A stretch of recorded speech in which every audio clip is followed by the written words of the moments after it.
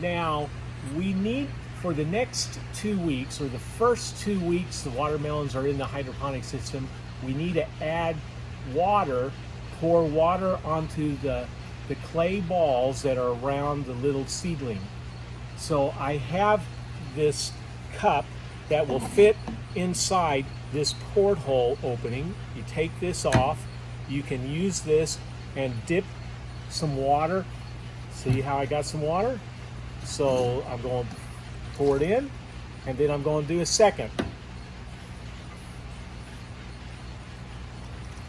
There we go. Put the lid back on. And so you measured how many cups there? That's basically 2 cups. Now, it's not critical that it's precisely 2 cups. We're not losing this water. It's going to continue recycling because we're going to pour it back into the system. So as long as you're close to the 2 cups, and basically if you get this pretty full, you'll end up with 2 cups. So what you want to do is pour water around the base of the plant.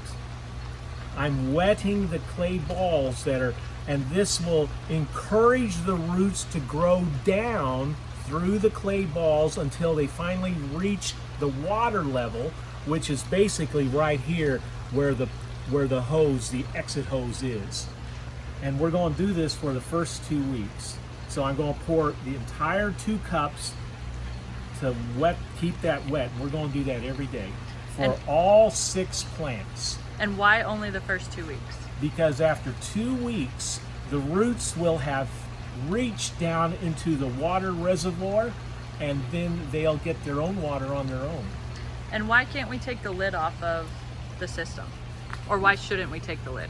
The reason why I want to just leave the lid on here, as you can see, is we want to minimize algae growth because sunlight brings algae. And that's why this lid is black.